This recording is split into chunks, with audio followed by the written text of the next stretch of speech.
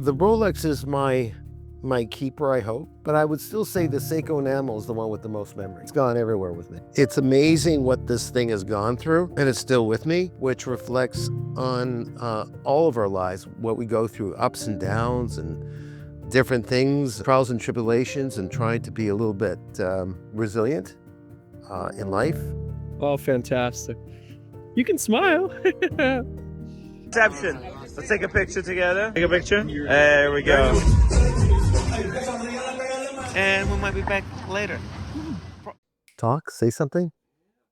Why don't you introduce yourself really quick? Okay, I'm Daniel Katz.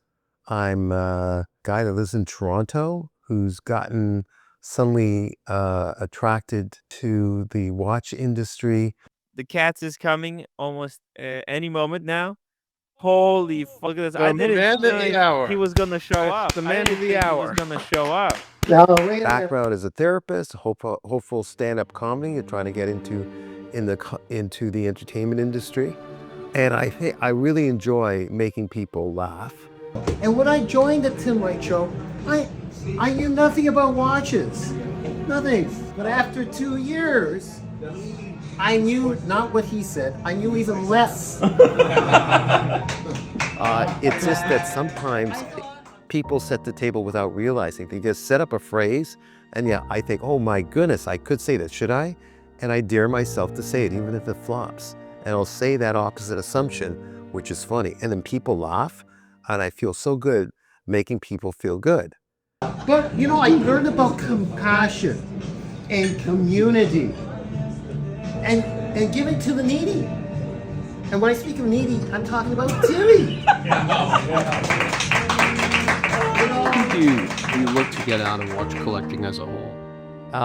In a way, it's more about community than the pieces themselves. Wow, the love. The community really, really loves you, I Daniel. never get tired at looking something that's beautiful, but these objects that we wear sometimes are a great inspiration into other things. Humans living on this earth for only a certain length of time, and just being a part of that. And there is some kind of a connection to horology, but just owning something that has tremendous longevity. It was like owning a bunch of heirlooms you can pass on to the next generation, I guess. The little kid in me, the toy, the attraction to a toy, owning something that was a parked asset to some extent, and also, and I like sweet things, and this is eye candy to me. And I just addicted to it. Okay, I'll start off with watches in a way that I don't have here. I just fell in love with a watch that I could afford years and years and years ago. I saw it on the internet. Wow, this is good. It's been pumped a bit. Ugly watch is so ugly that it's pretty that I got a couple of Seiko months. That kept me happy for a while, but I just started getting addicted. And then I came across on a Japanese site, an enamel dial. I thought, oh my goodness, is that gorgeous. Not a Grand Seiko, just a mid-range Seiko watch with a reasonably good movement in there. A little bit better than what I had in the Seiko Monster. And I never got tired of it since I got it. It was great. Good arrangement from Japan. The manager or owner there made it easy. And the fact that it jumped up twice the price when it went to the American market, saying that they improved the enamel. I mean, how can you improve the enamel? I was lucky. I got it for around the 600 range. Not we have to talk about pricing, but I really love this watch, and to the end of my day, I think I'll keep it. Did you decide to pick? You brought many watches for a short trip. What was what was the thinking behind that, and why do you choose to bring more than one? If I came here and I was only me, and it was only me, and I'm not doing a YouTube thing, I would come with probably just one or two watches.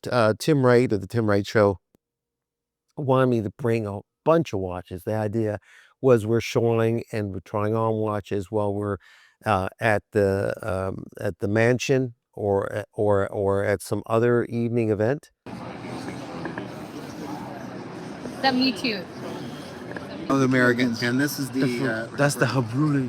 And it was just something to discuss or have it on the table while we were having a discussion. He wanted it as a certain angle, and I thought, okay, it's a prop for the show. I normally I would come with only a couple of watches. Well, thank you. No, you can go for one day to chill. When did I get my first watch? I think we're looking back. I actually remember about 1,000. That's it, 1997. Around 1997, I came across a Movado, and I thought, oh my goodness, just not so highly appraised right now, but then I really thought it was wonderful. It was gold plated, but I didn't know any difference. It was two-tone. It was what they called the museum watch, where you have the one piece of jewelry dot at the 12 and the hands, and then black. And I thought, wow.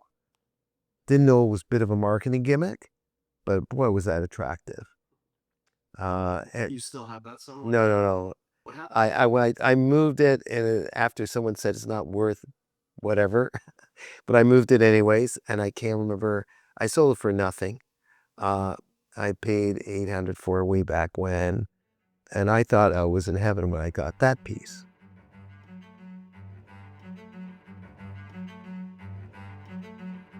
I was just addicted at first of getting into the Rolex game, and I loved the color blue, and they were hard to get. I like getting things that are a little bit hard to get. A year before I got it, I asked my AD, if you come across a blue dial, let me know.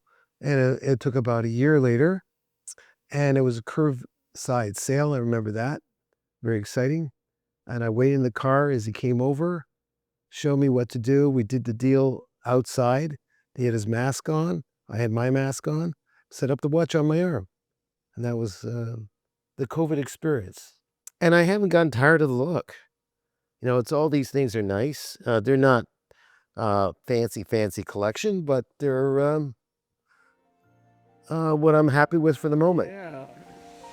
There you go. That's great. I'm just gonna slowly.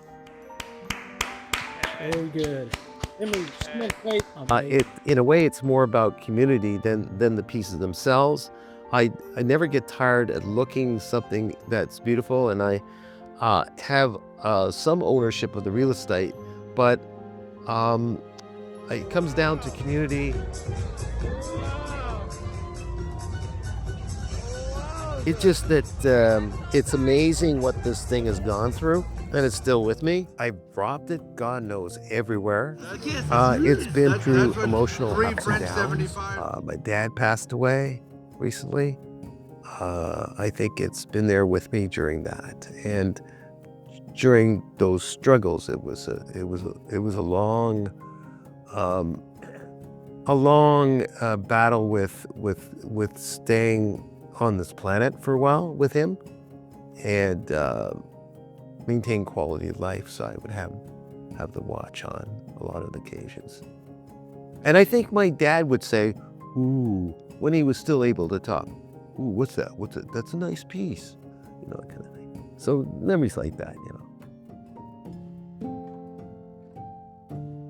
At the end of the day, all these pieces are wonderful pieces, but they're things, and it always comes second or third or fourth to yourself, your health, your well-being, your loved ones, you and your loved ones. We can't help your loved ones unless you are taking care of yourself, and your mind, like reading, doing something creative, always developing, being curious, seeing things, writing or doing artwork or whatever is your fancy. But putting something on your wrist, it's nice, but it comes second to all that. It's you. You, and when I say you, family, community, that comes first. Everybody. Wow.